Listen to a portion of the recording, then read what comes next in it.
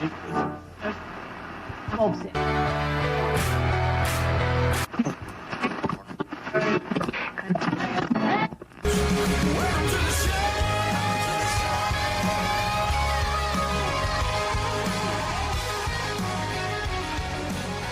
Glad to be back in Arizona's weather. Yes, definitely glad for the weather. Oh my God, was it cold? I got off the plane and was like, holy crap. It was like, this is cold here. You guys, when people say it's cold, when I'm doing the college or the high school football games and it's 60 at like 7 o'clock at night and they're like, it's so cold. But it's not 60 at 7 o'clock at night. It's in the 50s, but still, I mean, it's 50. Well, in Chicago at 50 in January, you're wearing shorts. You're like, this that's what is was great. funny. You texted me and was like, it's so cold here. And I said, well, it's all relative, but I was pretty sure on Saturday night, because I just had a T-shirt and a hoodie on, and I was pretty sure at one point I was 50-50 if I was going to freeze to death or not. So I had a winter jacket on. I've never worn a winter jacket before, like in Chicago since I was a kid. And I'm like, I need a jacket. Where's a jacket in this house? You've only been here a few months. Wait till next winter when you've been here for so long. So we take a lot of crap for complaining that it's cold, but it's cold. It gets cold here, man. It was 40-something. You can see your breath, and it's like once you see your breath territory, like I check out. Like, okay, I'm done. That when you see your breath, it is definitely cold. I'm done. That was me on Saturday night being out there, man. It was like at one point I was like, I'm pretty sure dead people surrounded me because it just got colder. That's my horror movie reference that some people get, and some people are like, dead people, what? It's so funny to watch people.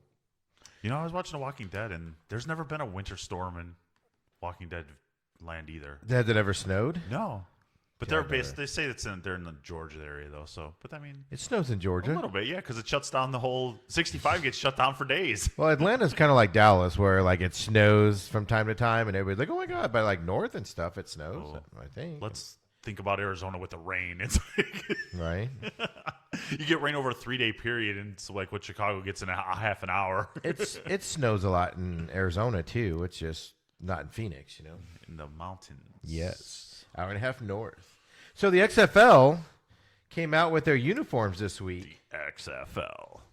What'd you think? Destination football. I'm excited. I thought 9 out of 10 or 7 out of 10 or 7 out of 8 were pretty good. They got 8 teams, right? So, So, first of all, without talking to you, I'm pretty sure I know when you're going to say the most horrible. So, say your most horrible first. Jeez, Tampa's is so where do you go with the neon green? What says Tampa about green? I don't get that at all. Right? Even their white, like, home uniforms were god-awful. Yeah. And I declared that before they announced the thing. I think it was last week's podcast. I was like, Tampa Bay's uniforms are going to be god-awful because just their color scheme is god-awful in my mind. But, yeah, the universal thing on Twitter is Tampa Bay has the worst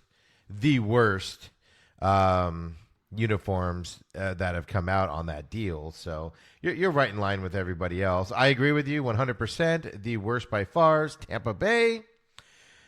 Intern, like the Dallas Renegades uniforms, is the best. They were the dark blue with the light blue. I guess black with light blue, I guess you could say it is. On that one, what was your favorite? My favorite is actually Houston. I like how the Renegades, right? The Houston Renegades? No, Renegades is Dallas. Oh, okay. The Houston team. Roughnecks. The Roughnecks. I like the Roughnecks uniform. They're the red and blue and silver, I guess you would say. Yeah, and then St. Louis, the Battlehawks was my second favorite. I think I like the blue and the white scheme, but you can't that looks too much like the Giants uniforms in my eyes, except for the helmets, of course. But just the blue jerseys looks too much like. But blue is like I don't know. I think it fits with St. Louis and stuff. So I'm pretty. The uniforms, I think that the Tampa ones I still don't get though. It's weird. Their helmets are lime green, and then their uniforms have lime green in them, but then it's like a darker green on top of it. It's like too much green. Right. Commit to a green and stick to it. Why do we have 4 shades of green on there? You won't have the quarterback throwing to the wrong team based on uniforms at all when you're playing. You know which one. Hit the green guy. I'm not a fan of the mascot, the Wildcats, because of you Arizona down south here. But those are pretty ugly too. The black with the red, and then I don't even know what color you call that. It's not. Is it a yellow? It's an orange. Orange numbers on there. On there, it's not very good. I love, and they put it when they unveiled it. They put it as the first one. So the first one you see, and the one I absolutely love, is the Defenders. That dark red with the white, I just think that stands out. That red color they used, I think, looks sharp. Doesn't remind you of Oklahoma at all? No, because it's a darker red. It is a darker red, yeah. I like that darker red than that. I guess Oklahoma's more of like a maroonish type red. Stars and lightning stripes and stars. Yeah, so if you go, obviously we posted it on the Main Event Podcast Facebook page. And if you go on there, you can see the picture. But then go to the XFL side. I was going to retweet and reshare all the videos of the unmasking of them, but there's 8 of them, and I didn't want to do 8 videos on there. But it's pretty cool how they unveiled them also on there on that. So the XFL won the football. Did they win the uniforms? Is it a win for the XFL? Are they 2-0 going into to their next big announcement? Compared to what? NFL? Just compared. I wouldn't even say. I wouldn't even compare them. I would just say, did they do a good job on their uniforms picking? Yes, except for, like I said, 2 of them, yes. You can only do so much with uniforms without making them ugly. And what I like about them is they look new. They look this generation, whereas like a lot of NFL uniforms look old because they are. Right. And these look sharp. They look new. The colors are updated, meaning like the Defenders has that brighter red. Even then the Roughnecks have a darker, brighter red, I guess you could say. They intertwine several colors in there. I really like them, the way they look on there. So at least they're all holding in the promotional picture, they're all holding their footballs, which is even cooler on there. So yeah, I think that's what I'm saying. I think the XFL is rolling this out properly, and they're rolling it out right, because it's definitely piquing interest, for me at least, and for everybody out there. It's piquing interest in the middle of NFL season. So it's they're getting their attention building up to their season starting. So can they keep it going? I don't know. What else do they have to unveil? Have you scheduled your XFL fantasy draft yet? No. Oh, well, that's a big part of this whole thing. Yeah. The problem with the XFL is I'm going to wake up the week after the Super Bowl and be like, oh, XFL's on. Well, no, you probably will be excited. I think I'll be. Usually, that's the week I'm like, what am I going to watch? And yeah. Now I'm like, wow. I'm usually in XFL. I'm usually in decompress mode. Where it's like I don't ever want to see football again. You always want to see football. Come on, makes one of us. There's 2 weeks of nothing, so. We're going to do the XFL rewind this year, so we'll have a preview and everything going up. So I'll be studied up on it, so it won't be that way at all. So that'll be nice on that. So Major League Baseball. Do we have to? Oh, my God. Please help. Please. Kenny, please help me. 2 signings happened. Cole Hamels goes to the Brave on 1 year, $18 million contract. I heard podcasts that he was coming to Chicago, staying in Chicago. Wheeler from the Mets signs with the Phillies. What, a 5-year, $118 million contract? Yep. The question I have for you, Mr. White Sox fan, is both guys commented that they'd love to play for the White Sox. Both guys were linked to the White Sox. In one case, Wheeler, we have been told, whether it's true or not, that the White Sox offered more money to him. Last year, Machado they hired everybody in Machado's family. He still goes to San Diego, offers the same amount of money. Adam, why do the White Sox get no free agents, and why are they always used as the pawn? I don't know, but it feels like it's like the girl that breaks up with her boyfriend, and then she's talking to you, and you think you're going to get in, and then she's seeing somebody else a week and a half later, and you're just like, what happened? And that's what I feel like the White Sox are like happening to them. See, they're becoming friends with the cousins. They're friends with the best friend. What they're an putting analogy. all this time in, and nope. And then finally he's like, the White Sox are like, okay, fine. You win. Look at my bank account here. And it's still not good enough. I'm just very sad about the whole thing. That was a deeply personal analogy right there. Yeah, I know. It's been a rough time. What can I say? Do you need a couch? Yes, I need a couch and a counselor with a pad and paper, right? Please. Yeah, because in the Wheelers case, they offered more money. He did turn down more money, and all the people are saying it was probably the White Sox. Cole Hamels came out. We went to lunch yesterday, and on the way to lunch, we were reading stories of Cole Hamels saying he'd love to play for the White Sox. He'd fit in that system. He'd love to be there. And we sit down at lunch, and I go, "Don't read the headlines." And you go, "Why?" And I'm like, "Cole Hamels just signed with the Braves." Like, it was like literally 20 minutes earlier, we're reading Cole Hamels saying how much he wants to be a White Sox. I listened to a whole podcast about it. 45 minutes. So I don't know what's going on. Well, in Wheeler's case, I will say that I was reading this morning that he wanted to be on the East Coast. No ifs, ands, or buts. He wanted nothing to do with any other part of the country. He's from there. He wanted to be there, and he was signing with an East Coast team regardless of what came along. So Atlanta's 12 hours away. They're not even. I wouldn't even call them East. It's straight down, right? I don't get that because Atlanta's baseball South, right? That's Phillies for Wheeler. Yeah, but still with Cole, But the thing I don't get is when you're a baseball player, right? You're only there for maybe a week at a time, and then you're gone for a week at a time for the most part. You're there. What? There's 81 home games, but you're away just as much. Well, you're from an area. What the heck? Whatever. So here's the interesting thing, It's though. all right. We're still in the big dog right now. Oh, yes. Yeah. So how does that make... So, Adam, how does that make you feel about the Cole signing coming your way in the White Sox?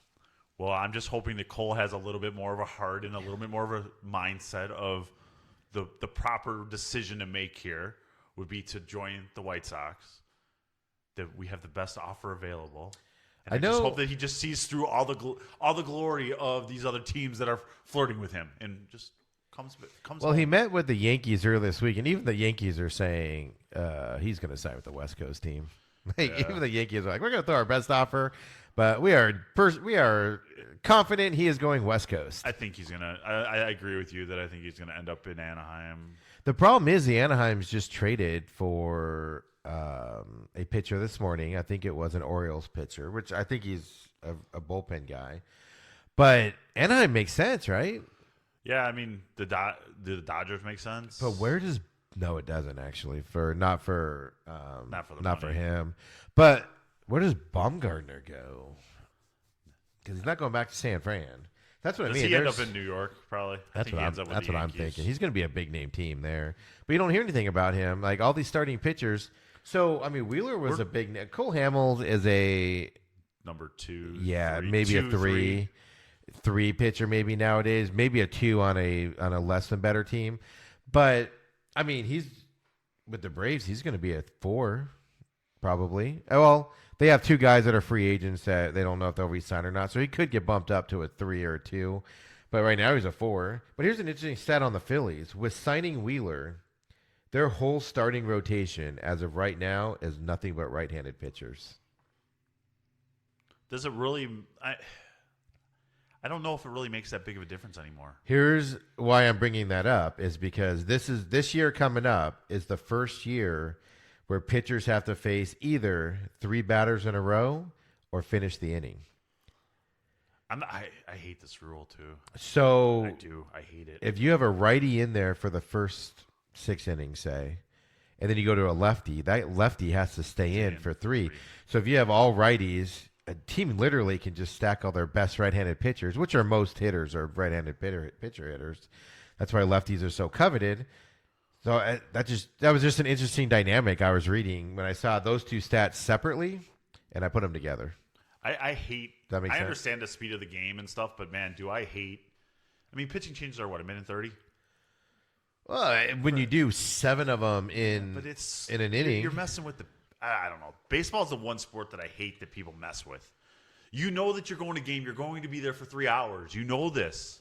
Do you think that rule's an overreaction to analytics? No, I just think I think all it is it's just a timing thing. Analytics is why we went to, like, Tony La Russa would switch pitchers every batter for matchup reasons. Right. So do you think this speed of the game is one thing, but then this is a correction to analytics? I think it's a bad. I don't mess with my baseball. Baseball I know is supposed to take forever. I know that. It's the one sport that I don't want changes to. It takes the same time frame as an NFL football game. Right, it does. For the most part. Some games go longer. Some games are longer, but I just don't feel that you need to Baseball is the thinking man's sport, and you're taking thinking out of the sport. I would argue this is the one rule change that actually helps out.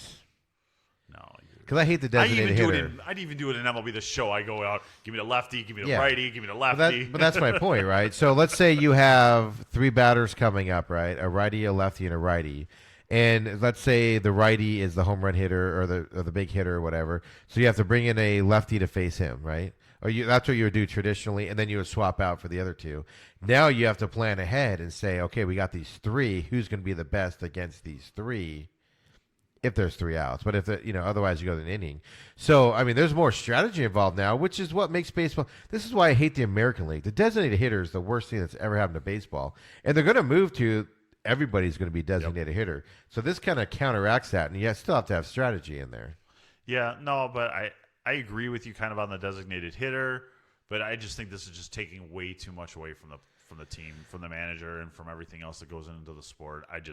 I'm just not. I think it puts but I think how does it take away from them? It puts more pressure on them because now they have to actually look a lot of 3 batters ahead. Left-handed relievers that are going to be in trouble on their that jobs. are going to be unemployed. Is my point. Is what's the number one complaint on baseball teams? Backhand pitching, right? Yep. So you have your closer. Well, usually it's closer, but after the closer, it's all your middle relief, your setup guy. Your setup guy now is going to have to go 3 guys. Before it was setup or 2, say. Your setup guy can't come in, in this 8th inning with 1 out. He's got to get through that inning. No, he does, and that's because if he's not getting through that inning, he's giving up runs. If he's not getting out in 2 outs, he's giving up runs. And you're also behind. probably going to see, a pitcher that comes in, goes, pitch the 7th and 1 batter in the 8th. You're going to see a little bit more of that too, as far as strategy goes. Absolutely, because you want, a guy. Guys that aren't used to doing that. Face 1 or 2, right. yeah. You're not used to that at all anymore. But I mean, it's not going to come into play as much as you think, because a lot of times you do pitching changes with 2 outs, with guys on, stuff like that. So it's not going to come into play as much as you think. But the reason why this is a thing, because somebody, and I don't have it in front of me, somebody just signed a reliever for huge money, like this week, because of the 3 batter rule, because he can go 3 batters. Right. Like he's proven he can. So that's the thing is, how many of these specialists, because we've got a specialist in pitching, where they come in, a setup guy comes in, pitches to 1 guy or 2 guys, and he's out. Like those guys are going away. Yeah, it's going to be interesting. I think that it's going to affect the game more than you think. The first time that it's going to lead to more runs. Are not able to make that change, and they get blown up on a 3-run shot, and you're pissed because they couldn't bring in a lefty. Well, I think it's going to bring more runs. Exactly. Oh, well, it's going to lead to better pitching, because if it doesn't lead to better pitching, guys are going to be out of jobs because they're giving up too many runs. And it's going to lead to more runs because guys are going to give up more runs and more hitting and stuff. So it's just fascinating to me on that. That like I said, the matchup thing, but nobody ever goes full righties. Now, granted, the Phillies can sign other people or get rid of guys or whatever, but I just found that interesting. They were all righties, so let's go to the task at hand, because we are closing out the college football season, and rivalry week is over. Other than Auburn, Alabama, there was no big upsets last week. Auburn beat Alabama, obviously. Last week, Wisconsin beat Minnesota, which was expected and favored. Oklahoma beat Oklahoma State. Ohio State killed Michigan. I don't understand. I can't stand the people that are like, Harbaugh needs to be fired because he can never beat Ohio State. Get over yourselves. They're not in the same league. Get over yourselves, right? Ohio State is that good as a program. You haven't beaten Ohio State since the Carter administration. Settle down, Michigan fans. Like, seriously. The guy is winning games, man. And who are you going to get better than Harbaugh to beat Ohio State right now? No, nobody. There's no head coach on the planet that can walk into your program and beat Ohio State today in the next 3 or 4 years if the Ohio State stays at this level. No. So settle down, Michigan fans. Settle down. Michigan's turned into, I'm going to go on a controversial thing here. Uh-oh. Michigan has turned into Notre Dame, where they're holding on to the 80s, Bull Schembechler era. They're holding on to that, and they think they're better than they actually are, and that's the problem. Guys, I understand you were great at one time. I understand you were fascinating at one time. You're not anymore, so settle down. Wow. Yes, you're welcome. Wow. SMAC 500 if you want to debate this. Just go out and send it. Send it to him. I'm not on that one. The views are not expressed. So the disclaimer. Play the disclaimer. Play it. So with the Alabama loss, there was no shakeup in the college football poll in the top 4, but 5 and 6 did change, obviously. So 1 is Ohio State still, 2 is LSU, 3 is Clemson, and 4 is Georgia. Obviously, LSU Georgia play this weekend in the SEC championship game. The changes are number 5, Utah, number 6, Oklahoma. So this brings up an interesting dynamic, Adam. If Georgia wins and beats LSU, the top 4 is set, right? Yeah, Do you agree on that? Assuming Clemson, they flip flop, but LSU goes to 4. and then Georgia would go to 3, right? Because Clemson would go to 2, right? Undefeated. So Ohio State and Clemson are win, and they're in no matter what. If Ohio State loses, do they still stay in? Ohio State, yeah, they stay in. They've just been dominant, though. If they lose, they're going to lose to a team, then they're favored by 16.5, and you say they still deserve to be in. Yeah, I think their overall body of work is going to keep them in, but I don't even see them lose. I mean, I know. I'm just throwing it out there. That's just one possibility I just don't even see happening. Yeah, I think it's going to be a blowout too. So we'll do our picks here in a few. So here's the thing, right? So is it win and you're in for Utah no matter what? No, it's not. I am so against Utah getting into this thing. No, you're like Paul Feinbaum. I am sorry, but I cannot get behind a Pac-12 team getting into this thing.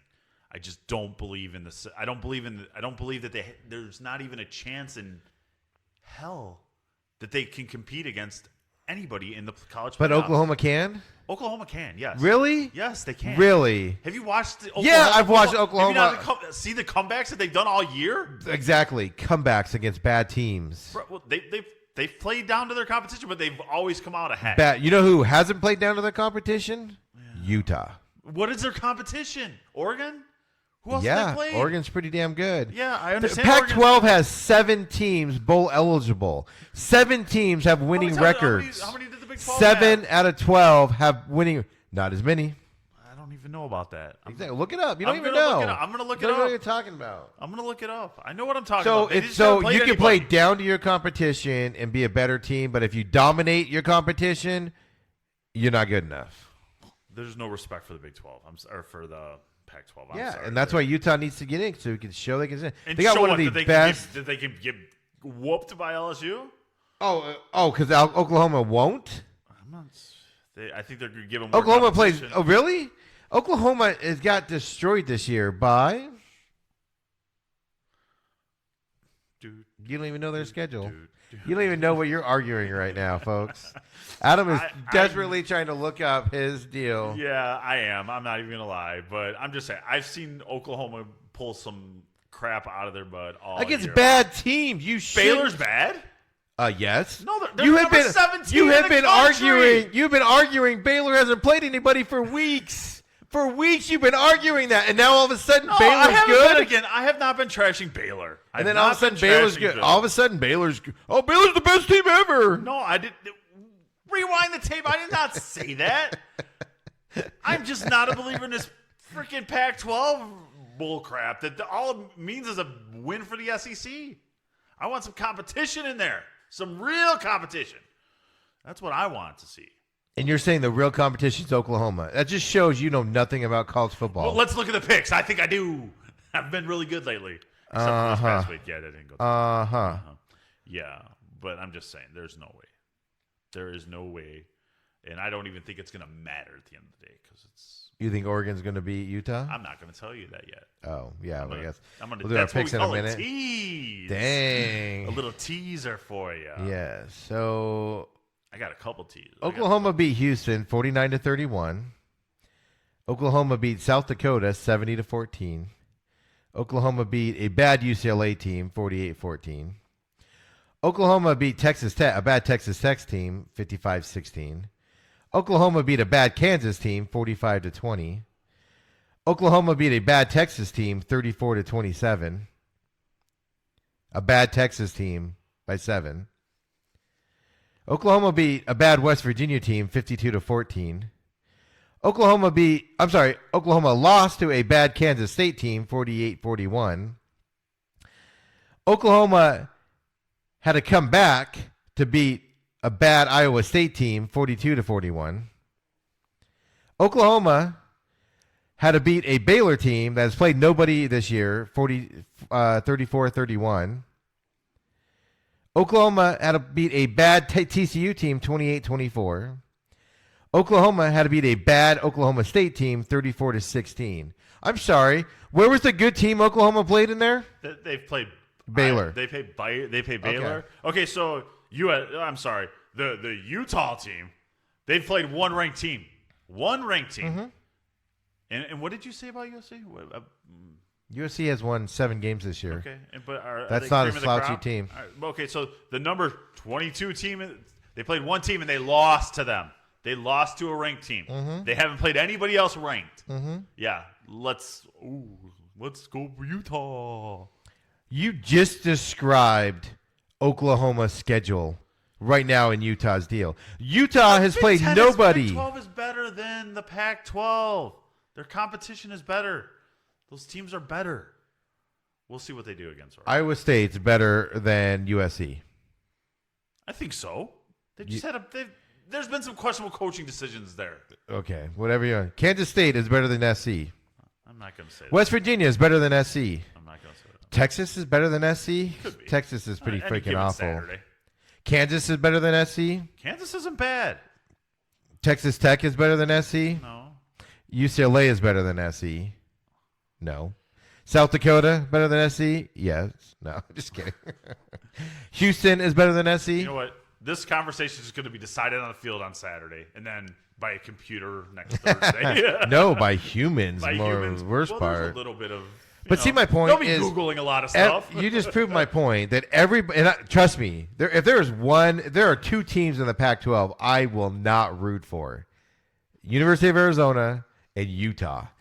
I am totally oblivious to this Friday night's game against Oregon. I literally am just I don't care. But if Utah wins it, people are saying how Oklahoma played a better schedule. I just showed you their schedule. It is not better, and they did not dominate the bad teams like Utah did, is my point in the whole deal. That's what I'm saying. It's not as warped as you guys in your Midwest biases and everything. It is not as warped as you guys say it is all I am saying in this deal. You could play Vince McMahon's music right now, and there's no chance in hell that Utah gets in. No chance. There's not they are not putting them in. I have a feeling Oklahoma's going to jump Utah if they both win and Georgia loses, just because they bumped Baylor up from 19. Now they're all of a sudden they're 7th out of nowhere, and it's the whole point of that is to. And then when Oregon loses, they drop all the way down to 19th. You know, it's so the Pac-12 teams fall farther, and then the teams that they're going to play in the thing go up farther. Oh, I see the game that's going on here. Stupid. A lot of anger. A lot of Big 12 anger. Does LSU jump to number 1 with a win? No. With Ohio State will be your number 1 team. I don't see. LSU has played but if they were going to harder schedule. If they were going to pull that string, they would have done it by now. If they were going to flip-flop them, they would have done it. No, because LSU's playing another better team this weekend than Ohio State is. If you're going with that Oklahoma theory you just gave me, how they're playing a better team this weekend, so they deserve to jump Utah, you have to do the same thing for because it's Ohio State bias. and LSU. There's SEC bias down there. LSU's playing another high-ranked team, and if they beat another high-ranked team, Ohio State has played nobody this year. Nobody except for Michigan. Nobody. It doesn't matter. I'm telling you. You're There's all a over the map. huge bias against your Pac-12. I'm not saying there isn't. I'm just saying I'm just poking holes in it. I'm just telling you that there is. I'm poking holes in it. You can poke all the holes you want, and at the end of the day, it's not going to matter. By the way, Iowa State re-upped their head coach, Matt Campbell. Did you See that? No, I did not see that. Yeah, extended through 2025. Why wouldn't you extend that, man? Right? I wonder what the buyout is going forward is the question. Right. So Ryan Mulligan on our Facebook page, the Main Event Podcast, the people that commented on this, Bobby West Warren and Ryan Mulligan both say Georgia beats LSU in the SEC championship game. I've seen a few national pundits say that as well. I just don't see it happening, but maybe. It's quite possible. I'm not saying it's not possible. It is quite possible. I'm not saying. But then Ryan goes on to say OSU and Clemson. I'm sorry. LSU and Georgia win their semifinal game, meaning they're setting up the rematch of LSU Georgia in the championship game.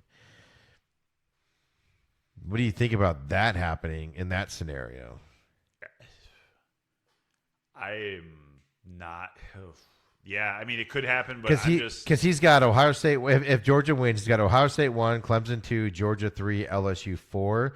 So Ohio State will play LSU. I agree, LSU will win that game. Clemson playing Georgia. He's got Georgia over Clemson. Well, if they beat LSU, because I mean, it's not a big jump to say that they're going to beat Clemson. Yeah, I know. It's just interesting that he went that route on that. I do not want to see an SEC rematch. Garbage. As long as South Carolina doesn't make the tournament, because then Georgia will lose right off the bat. So, luckily for Georgia, they're not eligible in there. My little dig there. Wow, shot fired. So, a lot of things happening this weekend in college football. There's a lot of implications this week. So, really quick before we get into picks, what is your scenario for this playoffs that you want to see the most? I want to see it stay the way. I want to see the same 4 teams in it. So, do you want to see Georgia beat LSU this weekend? Yeah, I want to see Georgia beat LSU. Not saying it's going to happen yet, but I'm just saying I'd like to see it. So for me, I'd like to see. I think it just needs to say status quo. See, to me, there's 3 teams that are above everybody else it's Ohio State, LSU, and Clemson. LSU, in my opinion, Ohio State's the worst undefeated team in this group. Clemson has proven year after year that they're a dominant team, even though they also haven't played anybody, Adam, if you want to keep saying that. They played one ranked team. But Clemson deserves to be in there because that theory goes out because it's Clemson. That theory has to work, but it doesn't work against other teams. It's a movable theory. The argument is stupid. You can go do it the way I want, whichever way I want to. So, but Ohio State of the undefeated is the worst undefeated team out there. So I think Ohio State needs the number 1 seed or they're in trouble. Because their number 1 seed is either going to play, unless Georgia beats LSU, he's either going to play Utah or Oklahoma. And Ohio State can beat either of those 2, right? Definitely, that's what I'm saying. But I want to see Georgia lose to LSU, and I want to see Utah, Oklahoma, just see what they could do. A fresh blood in there and just see what they can do. And by the way, Utah's defense is one of the best in the country. So I'd like to rather see them in there, especially against an SEC team, because defense city right there. Here in the third quarter. That's Ohio State in the playoffs every year, man. That's Ohio State every time they play an SEC team. 800-0 in the first quarter. Every time. Just give me the SEC schedule against Ohio State in the playoffs. They get their ass kicked 90% of the time, 95% of the time. Every year's a different team. Come on. Yeah, and Ohio State has played nobody, and they're going to get smacked in the face and not know what to do with themselves. You're so this whole thing. So angry. God, so angry about this. Yes, you are. So next week we'll have the final playoff teams, and we'll be talking bowl games next week. So yes, we will be on that stuff. So now let's get into championship game picks here. So let's start first with number 1 Ohio State versus number 8 Wisconsin. Who you got? I got Ohio State. There's no chance of Wisconsin pulling a victory out here. None at all. Yeah, Ohio State's Wisconsin's quarterback's not going to be able to hang in there, right? No, he's not. And Ohio State is just the cream of the crop of the Big Ten. Yeah, and they're favored by 16.5. I also have Ohio State, and Jason Carter, also guest picker, Jason Carter, also has Ohio State beating Wisconsin this weekend. Number 23, Virginia versus number 3, Clemson. Who you got? I'm gonna have to stay with Clemson. I mean, as you were saying, they're just a great football team in that SEC. I mean, they're just great. Clemson's favored by 28.5. If they don't win this game, they don't deserve to be in the playoffs. Can you find a reason? So, yeah, I agree. And Jason Carter also agrees Clemson's going to win this game. So, basically, we have 2 blowout championship games starting right here. Then you got a rematch from last week where Memphis beat Cincinnati. Number 19, Memphis, is now going against number 20, Cincinnati, for their conference championship. Again, the reason why this is big news is non-Power 5 gets a New Year's Bowl game. So winner of this game gets a Power 5 January 1st bowl game. Well, they'll probably get slaughtered. Yeah. I'm gonna go with Memphis in this one. Last week you went Cincinnati. I know. You changing it? I'm changing it up this week. Since Memphis wins one? It didn't work out too well, so I'm gonna change it up this week. Jason Carter has Memphis also, and then of course I have Memphis here also. I actually watched some of this game last week. This is how sad my life is. You found it? And yeah, well, I was watching highlights on a Memphis fan's Twitter feed. Let's just put it that way. And yeah, Memphis is just so much better than Cincinnati. It's not even funny. It's like, oh my God. Here's the thing also you got to factor in on this is Alabama is now going to probably a New Year's Day game. You want to be the team that plays Alabama in the New Year's Eve game. So maybe Memphis can get Alabama because everybody that's going to the pros for Alabama is going to be sitting out that game. So right. You're going to be going up against guys that are trying to prove themselves. For next year. And yeah, and stuff like that. So you might actually have a chance if you're Memphis in that game with 20 starters sitting out on that side. So then you got Baylor, number 7 Baylor versus number 6 Oklahoma. I'm gonna go with Oklahoma here. Oh, come on, go Baylor. No. They're the best team in the Big 12. The here. Big 12 is so tough, I thought. The Big 12 is tough. So that's why I'm going to go with Oklahoma. Jason Carter is going Baylor. You didn't watch the first one? Right, I know. You're going Oklahoma, and I'm going Oklahoma also. As much as I want Baylor to win this game, because that means Utah would go in. If they win, the thing is, too, that Utah and Oregon play Friday night. It is the only Friday night game. So Oklahoma is going to know Friday night if Utah wins or not and how much they have to win by and all that stuff. So it's pretty fascinating. Yeah. How do you feel about Friday night football in college? I don't think it should happen. This time of year, I'm okay with it. I'm not okay with it in the regular season, yeah. Okay. This time of year is fine. It's like when the NFL goes Saturday after college football ends. Right. Like, it's weird, but you enjoy it, right? An extra day. What? An extra day of football. Yeah. Well, what's the difference? Well, you get to watch more games, I guess, because on Sunday they hide them unless you pay that outrageous package, whereas now you get to watch 2 extra games. Yeah, that's true. I'll give you that.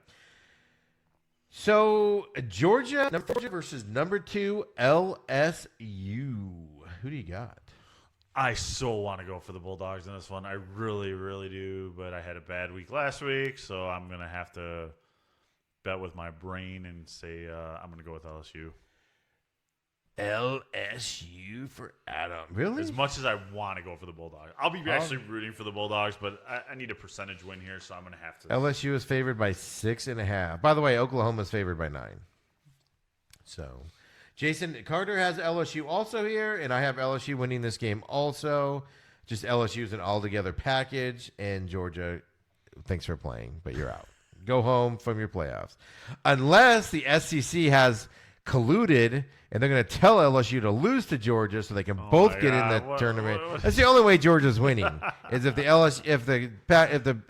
SEC commands that LSU loses on there. That's probably the best I've heard all day. I'm starting the conspiracy theories now, so that way next week people aren't going to say, "Oh, you just made that up because you're mad." No, I'm not mad at all, actually.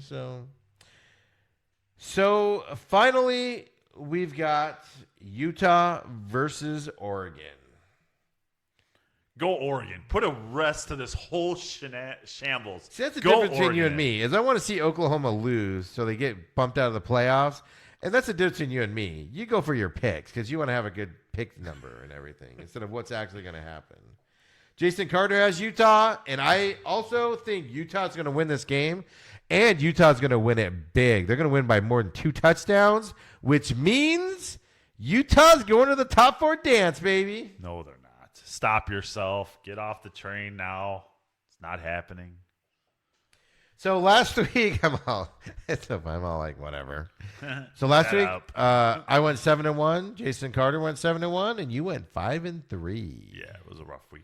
Yeah, so pick opposite of Adam. Hey.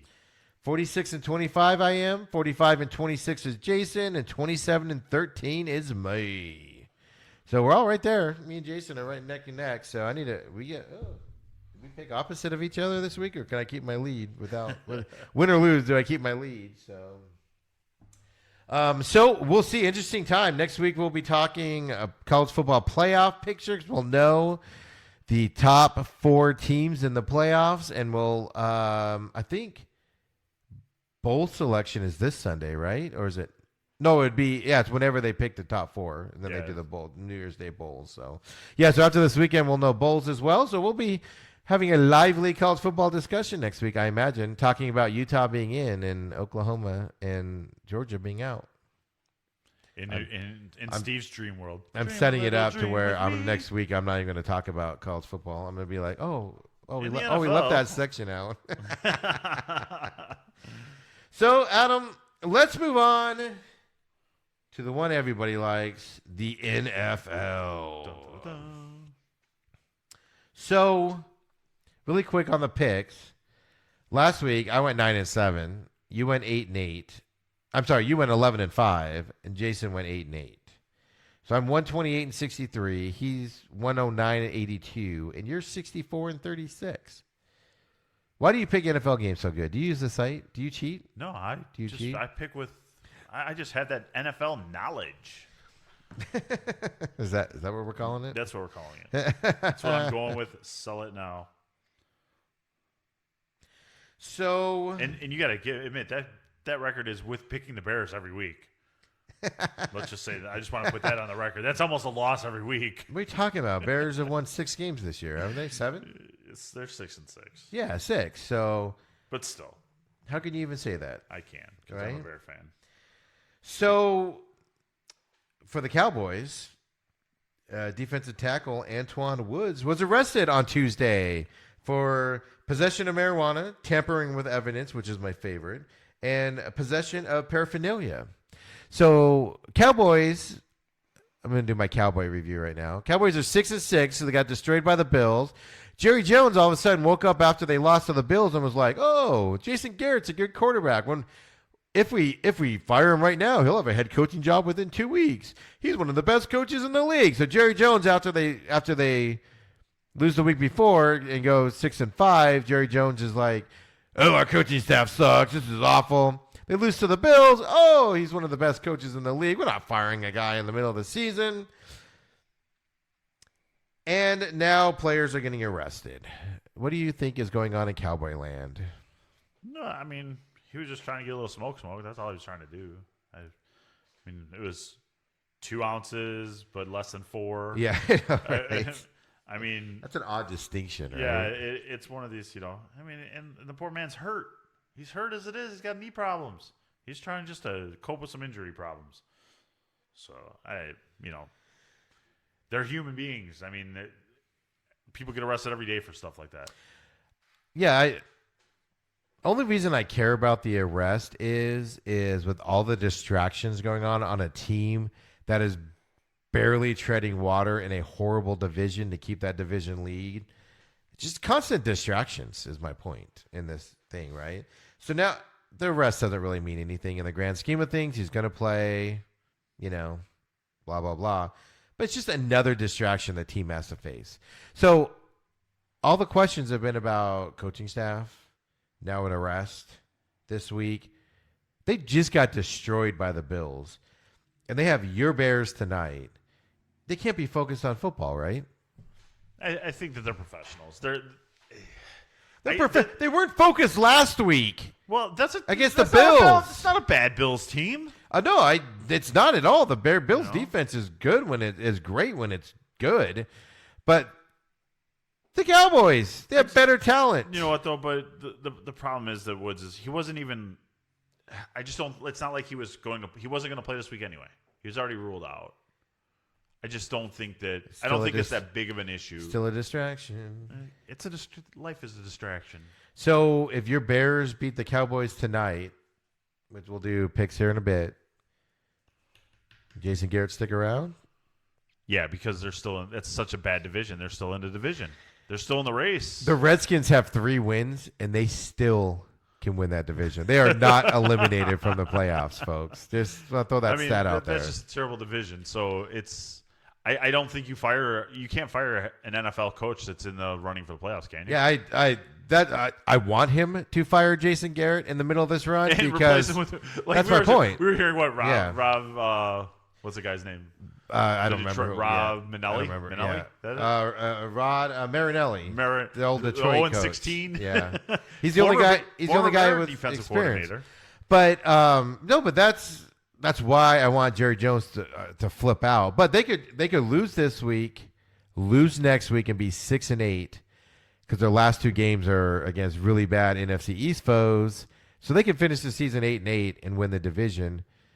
Because I don't know if the Eagles are waking up. The Eagles are. The Eagles are just a bad team. They are a team that has tuned out for sure. If the Eagles would have not blown that lead last week against the Dolphins, I think you would see a bigger flip out in Dallas this week than you did because the Eagles were up by 14 and then they're losing that game to the Dolphins. I think is what kept Jerry Jones sane this week.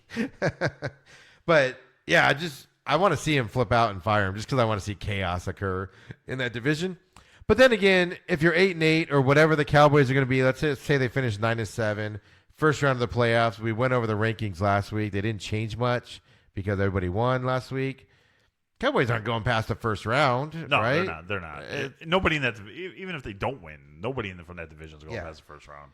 Because the guy we were listening to on the way over to the studio was like, just get into the dance. Like, no, you don't. You don't wake up the first round of the playoffs and decide to play football. Right? No, you don't.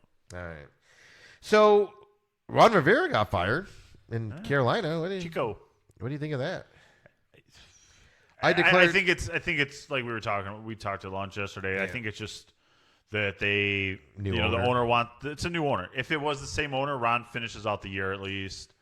I'm just not a big fan of firing NFL coaches. Yeah, they promoted a guy you've never heard of. It just doesn't make any sense. I understand in baseball is a longer season and you're playing every day, and you keep a lot of those players though. That's the thing. Yeah, football, half the roster is turned over. Yeah, so I don't get it, but I mean Rivera class act on this whole deal. Well, I mean though, I think the Panthers as a whole, as I was telling you at lunch yesterday, the Panthers as a whole are a class act with this new owner because, I mean, he came out right away and was like, "Look, only reason I did this is because we're going to move on from him. I'm a new owner. We have a new GM. I want to bring in my own coaching staff. I want to bring in my own philosophy, and I want to look the guy in the eye, and I don't want him to know. I don't want him to be doing stuff behind his back. I want him to know where I stand." And I'm impressed with that. Like, good for you, man. Like, that's the reason. They don't even let him have a press conference on. Usually, a reporter goes to the coach's house. Right? No, they set up the podium, the background, everything, and let him go into the actual facilities to do his press conference. I can't remember seeing that ever. Before. You never did. Yeah, I've never. At least in Arizona, it's like I said, always the coach. I remember Dave McGinnis got fired, and like they had an interview on his back patio with like a local station. His back patio ceiling fans. The Bulls fire coaches on Christmas Day, just so nobody knows. Right? Where's the coach? Oh, he's not here no more. But I agree. I mean, Ron Rivera is going to be a head coach in this league again next year. I have no doubt about that. Somebody's going to fire a coach that shouldn't be fired to hire Ron Rivera. Is what's going to happen because he's that good of a coach, I think. I could see him in Washington, San Diego. I mean, there's a lot of jobs for him. San Diego is the one place to watch because he's on the warm seat, their coach. He hasn't been bad, but he hasn't been good. But don't be surprised if they fire him if they can get Ron Rivera. I agree with you on that. Yeah. Just because they're moving into that new stadium next year. Is it next year? Isn't it one more year? Yeah, 2020, right? But they got to get into it. They're talking about moving on from Phillip Rivers. So who would be a good coach to do that? Would be Ron. Bringing a younger guy, Ron Rivera. He brought Cam Newton up, all that good stuff. So on that, and he's a great defensive mind. So Ron Rivera's not going to go to the Bears? No. As an defensive coordinator or offensive coordinator? Offensive coordinator, as I heard earlier in the week.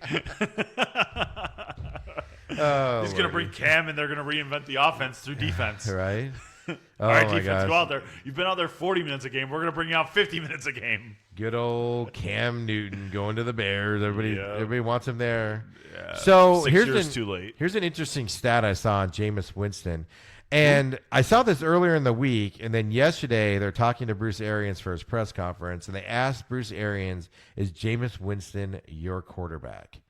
And not only did he not answer it, he stiff-armed it, ran circles, and then ignored the question completely. So the answer is no, right?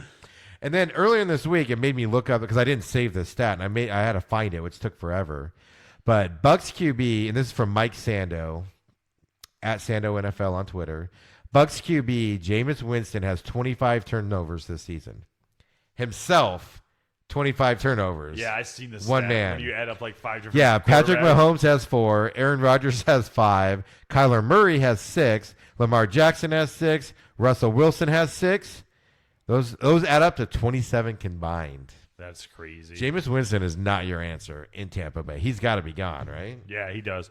And that's just, as a Bear fan, you get mad at Mitch, but you just think it could be worse. It could be Winston.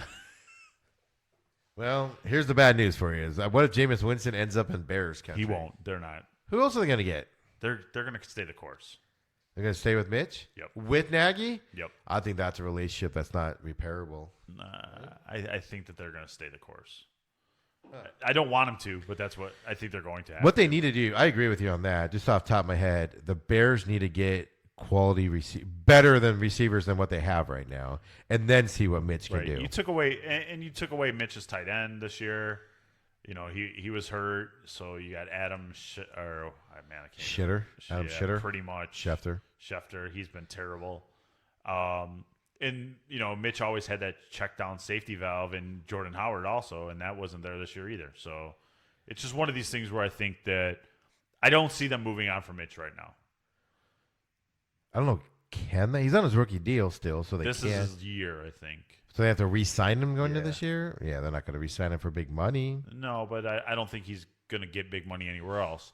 Anywhere else, he's a backup, right? At least at the beginning. So he signs for the Bears for Mitch 2 or 3 Trubisky more is going to years. be the next Tannehill. Think so? He's just going to bounce around? No, not even that. Tannehill got bounced from Miami for being horrible, right? Goes to Tennessee, backup, starter gets benched, Mariota, and now they're on the brink of the playoffs. They're 5-1, 6-1 with Tannehill, starting with that Tennessee team, and they're going to make the playoffs if they keep winning. I think that's going to be Mitch Trubisky if the Bears unload him. But you can't accurately judge. Here's the problem: is Bear fans are irrational, like most fans are. So they're instantly like, gotta get rid of Mitch. We could have had Mahomes. Get rid of Mitch. Oh, we right. could have had Mahomes. I agree get with Mitch. that part of it, right? but But then who are you gonna get that's better? Like nobody. that's where the problem is. I don't have anybody that. But what you guys replaces him. ignore is what I touched on is no receivers for him to throw to, no running backs for him to, like you said, safety valves for him. Quit throwing the ball to Cohen. He drops it every freaking time, right? And then he's got no tight end to throw to as a check down. And and all that. Allen so Robinson, that's what you have. get him more talent and see what he could do. But the problem is in diehard cities like Chicago, it's the quarterback's fault no matter what. Oh, quarterback! Like how bad was I ripping on the head coach and saying the head coach was the problem? And it took 5 weeks for anybody else in the NFL to be like, yeah, maybe Nagy is the problem, because they all wanted to focus on Trubisky, Right. Which I'm not saying he's not a problem. I'm just saying give him some options and let's see if he's the problem. Because I think he's going to be Tannehill, where he's going to leave and go someplace else, maybe not start right away, and then he's going to be good. Now, every Bears fan is going to go, we could have had Mahomes. We had Trubisky. Now look at him. Why you got to have the accent when you do the Bears stuff? I don't understand. Everybody has to have the coach. The coach. What do you think? Did you hear about the 49ers broadcaster getting suspended. Suspended. No say. Yeah, so You'd he be in says, quote, or Lamar, because we talked about Lamar Jackson, how Eric Weddle on the Rams and a bunch of defensive Rams players came out and said, we didn't know who had the football. We didn't know if Lamar had it. We don't know if he handed it off. We didn't know if he still had it. We don't know if he was running with. Like, we had no clue where the ball was all game.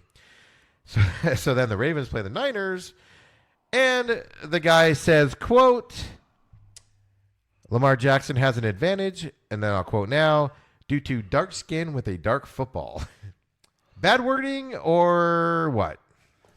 Definitely bad wording. Those are thoughts you keep to yourself, aren't they? Well, no, I mean, it's just bad. It's just bad wording because, I mean, Eric Weddle said the same thing in theory, he didn't come out and say that, but he came out and said, we didn't know where the ball was. He does but it's not because of his skin color, right? So did RG3 have it? Where's RG3's advantage? Or where's Jameis Winston's advantage because of his skin color? That's the problem with saying it that way. No, you're right. Because where's Jameis Winston doesn't have Jameis Winston's given 25 turnovers this year. It ain't because he's hiding the football, if you know what I mean. Right. So it's just horrible wording.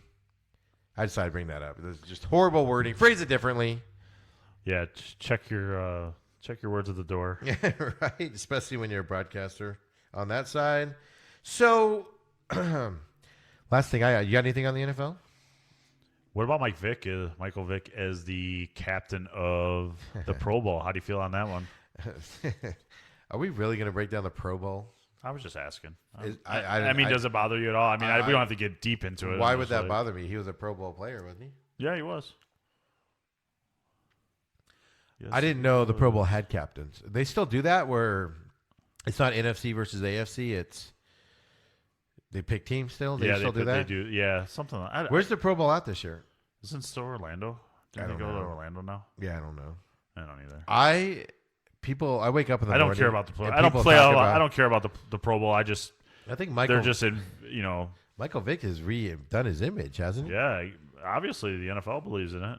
Well, I mean, he went back into the league and stuff. It just goes to show you, Antonio Brown, Colin Kaepernick, that if you shut the hell up and stop being a jackass and doing it, quote unquote, your way, the league will accept you back in.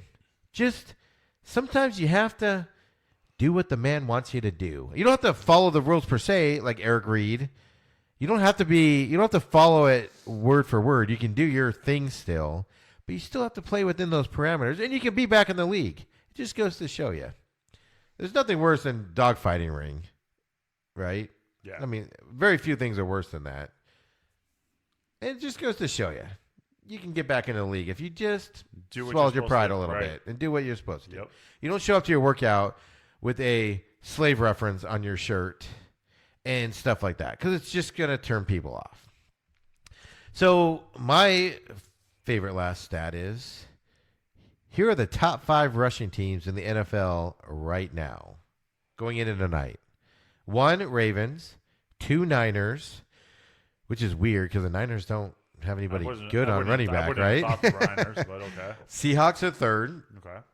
Because they have 2 good backs. Colts are 4. That kind of surprised me. And the Bills are 5. The combined record is 45-15. So we're going to see a run back on the quality running backs now, or is it still going to be next out? Ravens are partly because of their quarterback. Right. Best running back they have on the team. Yeah, 40, but they do still have a good, decent running back. The 49ers, like I said, that one surprises me because I don't think the Niners run that much, but apparently they do. Seahawks have 2 good backs, 32 and 29, I think it is. Colts, I don't even know who their running back is. And the Colts are the worst on this whole list. And then the Bills have a solid two-man running back system there. So that's your first inclination, right? Tom Brady leads the league in passing, and they're 10-2.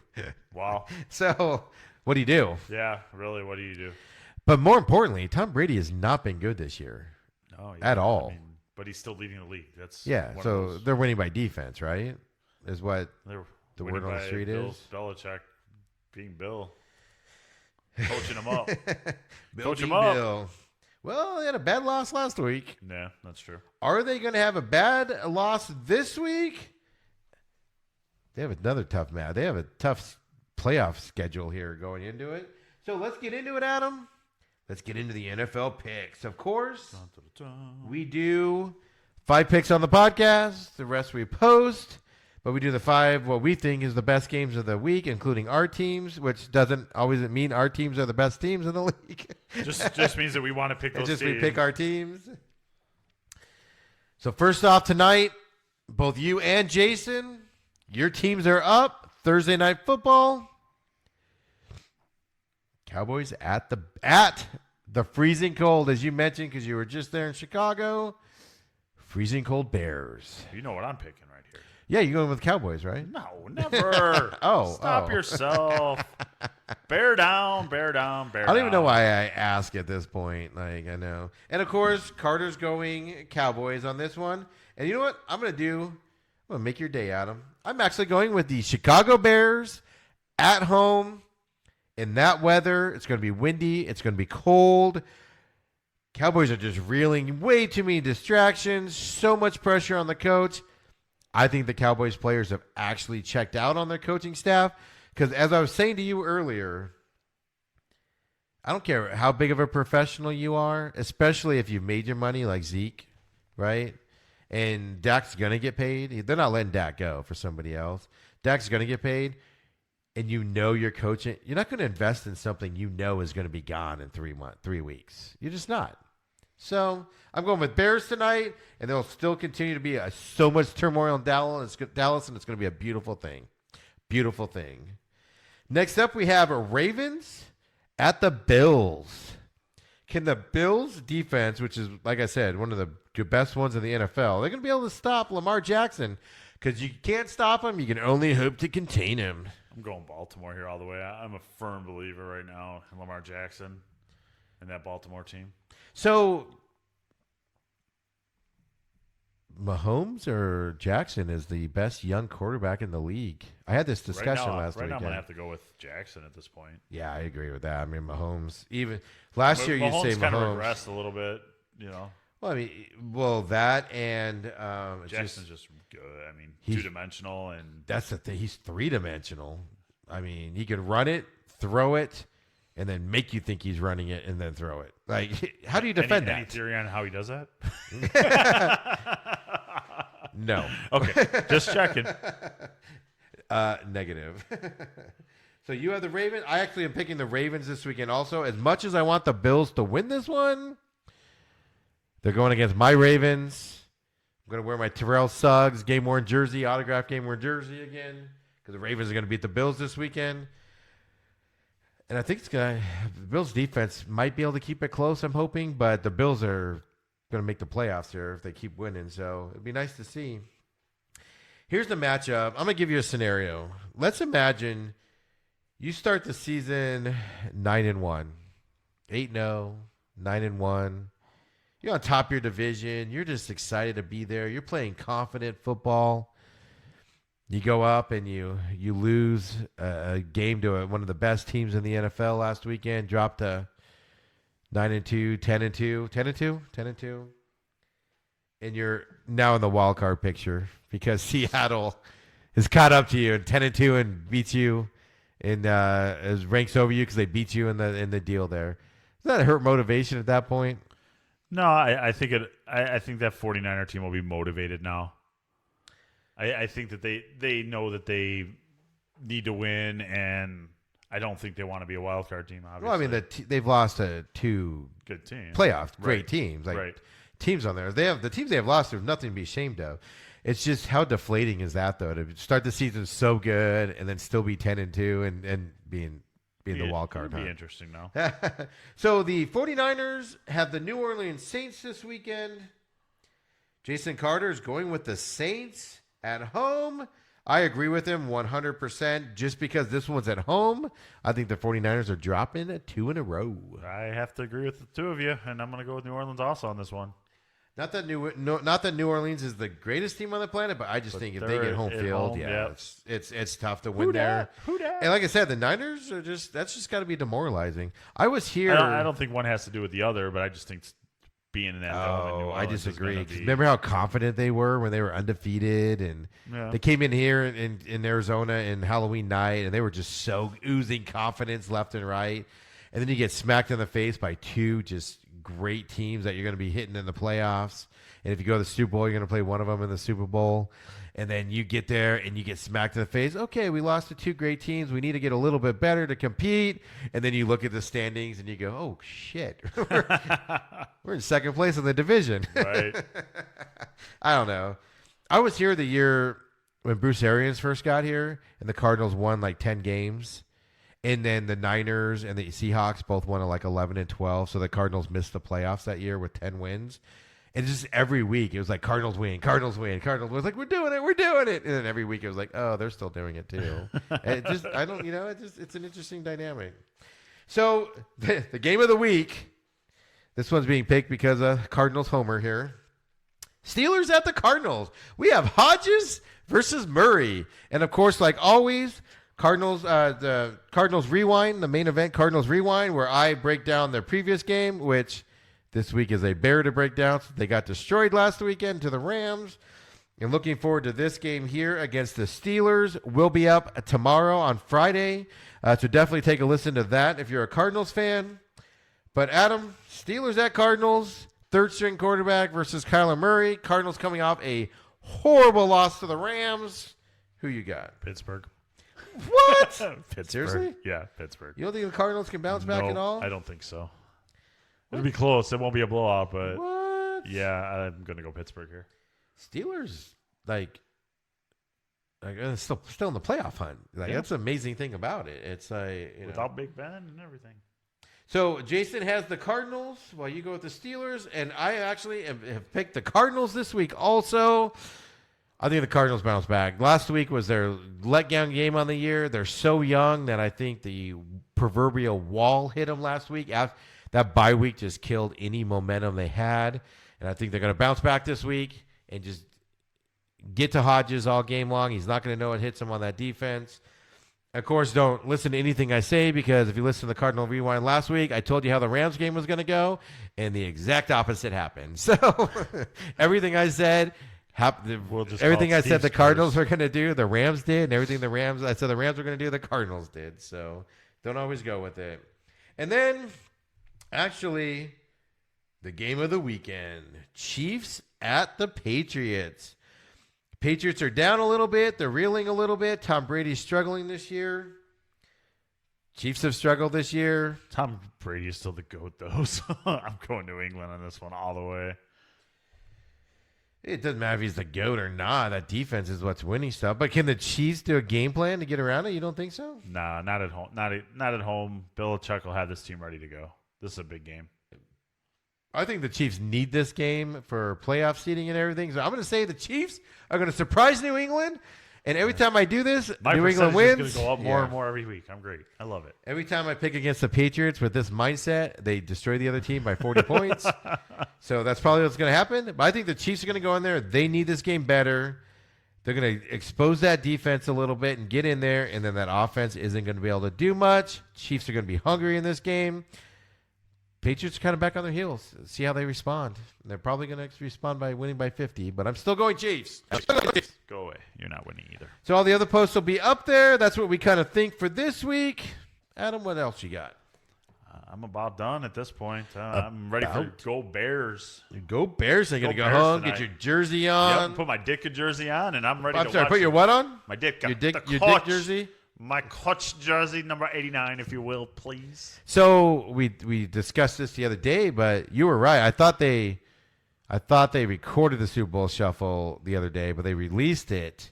We got those sweet rhymes from Walter Payton. Yes, they call me Sweetness, and I like to dance. Wow. I still remember the whole song. Sorry, I was 10, but it was glorious. I remember I was at ASU in college. I don't remember what year it was. But so this was 96, 97. And I'm in some marketing class. And we had to we had to like sell like a song, like if it came out today, like how would you promote this song and all this stuff. And some girl from Chicago came in with the Super Bowl shuffle. Nice. And like, so I had to listen to that like 4 times during her presentation. It was great, wasn't it? It was so freaking awful. It was the 4 greatest songs of your life. The only reason the Super Bowl shuffle is great is because how big are your balls that you come out with a song like that in the NFL? 4 weeks before the playoffs even start. But even after the after Super a Bowl, Miami loss. Yeah, after a loss, yeah, on top of it. But even if you did it after the Super Bowl, like that's just like wow, like you are amazing. Like that's how much you are oozing confidence at that point, definitely. right? To do that, and so that's what makes different that NFL great. right there. So it's like, what in the world? So, Adam, we are done. Where can people find you? You can follow me on Twitter at AdamMichaels05. And me, of course, at SMAC500. Main Event Pod on Facebook. Main Event Podcast on Facebook. You see the logo on there. And then Main Event Pod on Twitter. We're getting that back up and running. We will see y'all next week.